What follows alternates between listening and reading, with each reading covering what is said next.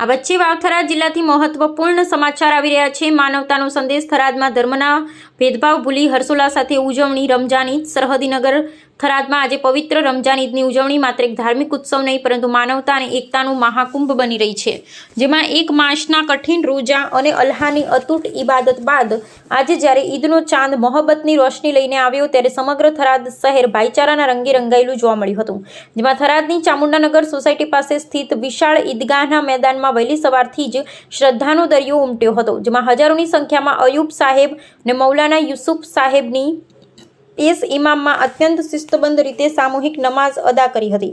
જેમાં નમાઝ બાદ જ્યારે હજારો હથોએ દેશમાં સુખ શાંતિ અને અખંડિતતા જળવાઈ રહે તે માટે દુઆઓ માંગી ત્યારે વાતાવરણ ભાવ વિભોર બની ગયું હતું, જેમાં આ વર્ષની ઈદની સૌથી સુંદર તસવીર ત્યારે જોવા મળી જ્યારે હિન્દુ સમાજના અગ્રણીઓએ ઈદગાહની મુલાકાત લઈ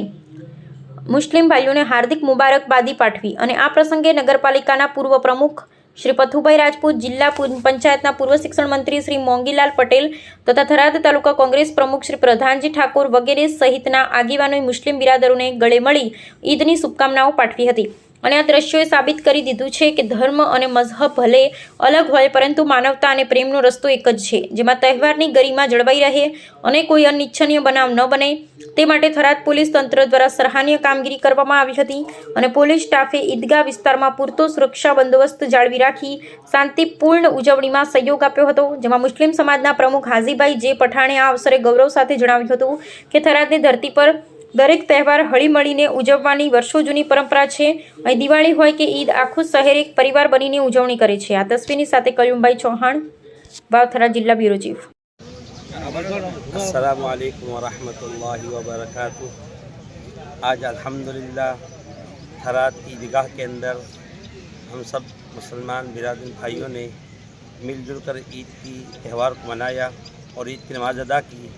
और ईद की नमाज़ अदा करने के बाद हमने ये दुआ की कि अल्लाह तबारक व तआला हमारे पूरे मुल्क के अंदर इत्तेफाक के साथ, मेल मोहब्बत के साथ और आपस में मोहब्बत के साथ, भाईचारे के साथ अल्लाह हमको यहाँ पर रहने की तौफीक अता फरमाए। अल्लाह सबको अमन अमान, चैन, सुकून, इज़्ज़त राहत इत्मीनान फरमाए। ये हमारी ईद का एक पैगाम है इंशाअल्लाह। अल्लाह सबको कबूल फरमाए। अस्सलामु अलैकुम वरहमतुल्लाहि वबरकातुहू।